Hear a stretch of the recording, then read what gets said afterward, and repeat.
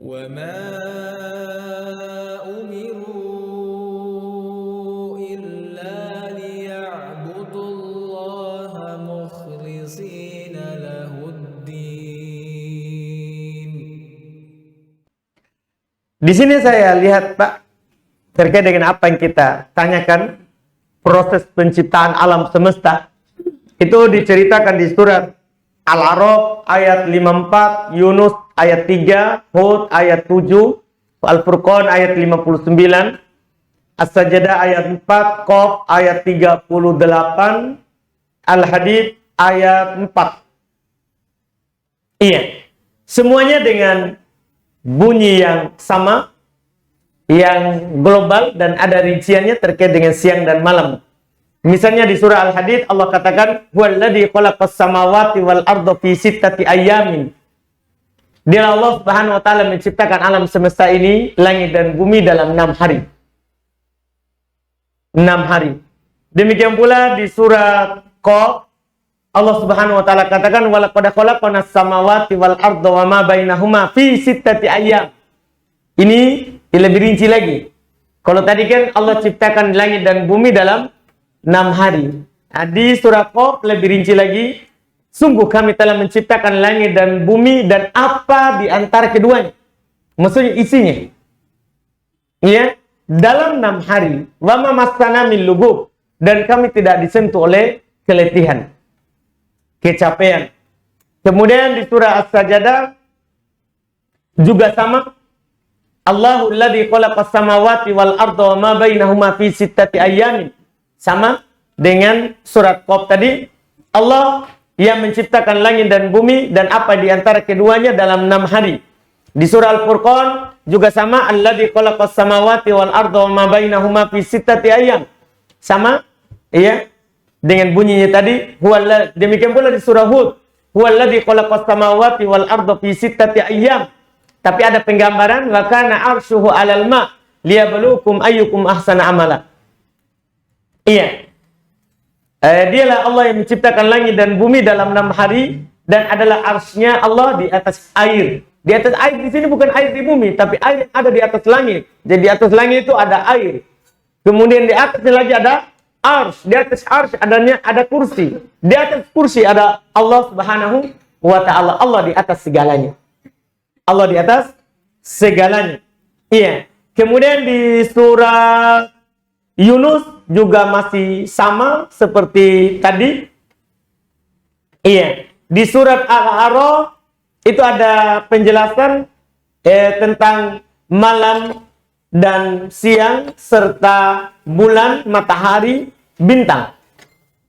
Bulan, matahari, dan bintang. Yaitu firman Allah Subhanahu wa taala, "Inna rabbakumullahu alladzi khalaqas samawati Inna rabbakumullahu alladzi khalaqas samawati wal arda fi sittati ayyamin tsumma stawa 'alal arsy yughsil lailan nahara yatlubu hasita wasyamsa wal qamara wan nujuma musakhkharatin bi amri ala lahul khalqu wal amru tabarakallahu rabbul alamin."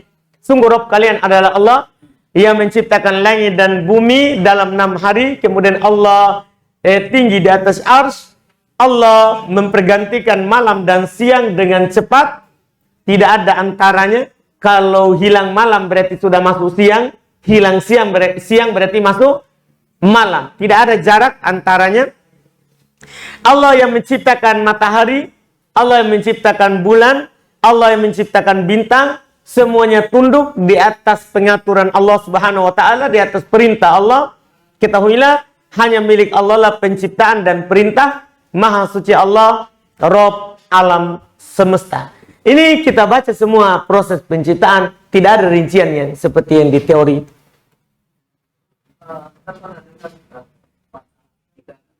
Matahari dan bulan itu akan mata generasi.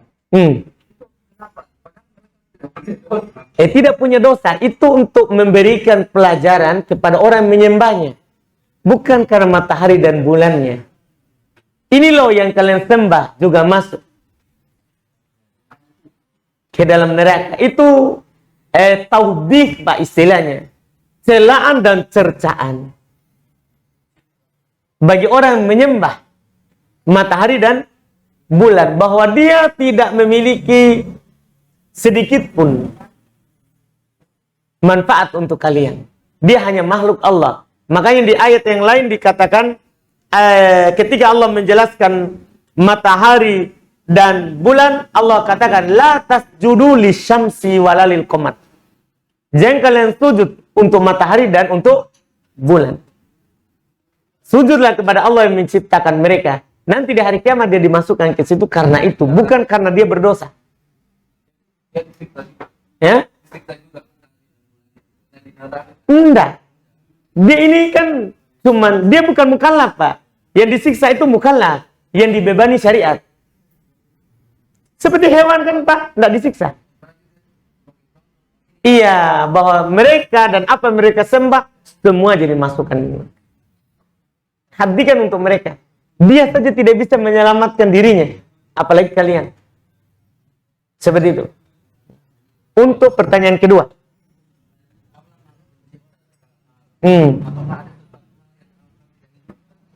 Iya, itu kembali ke keinginan Allah.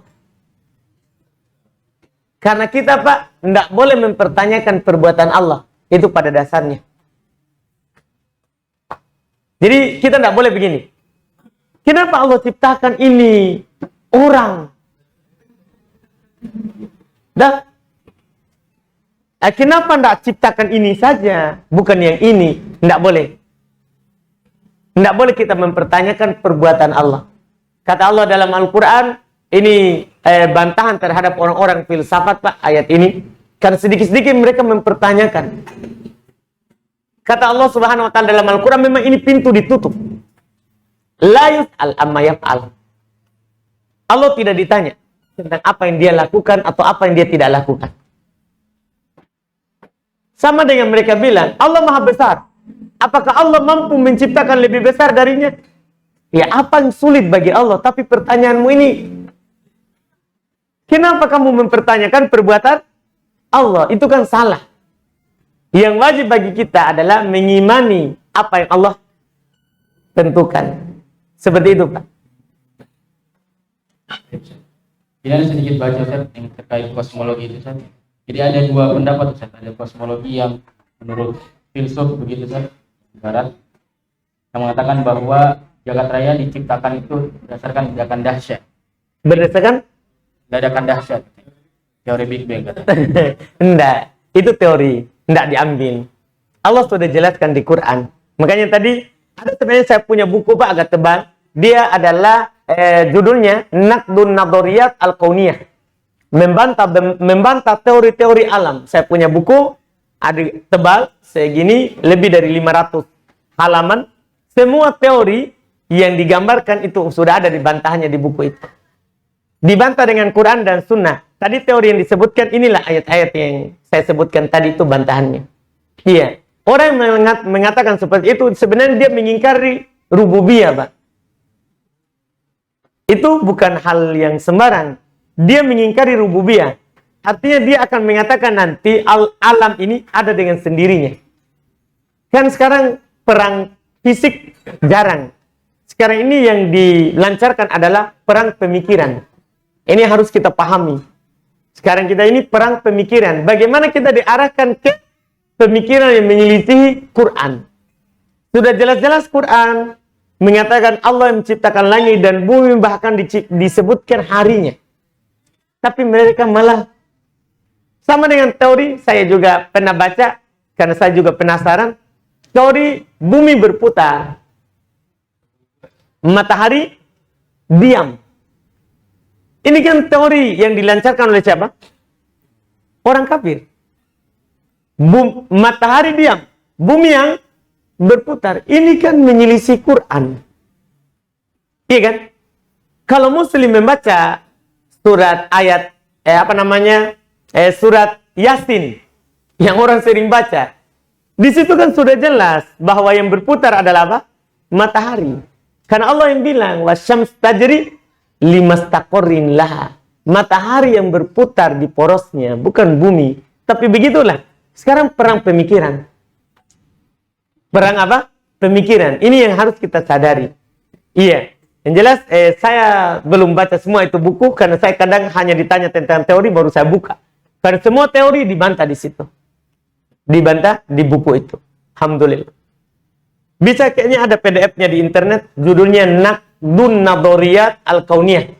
Bantahan terhadap teori-teori alam. Seperti teori turunnya hujan. Itu bukan teori sembarang itu. Itu teori menentang rububiyah.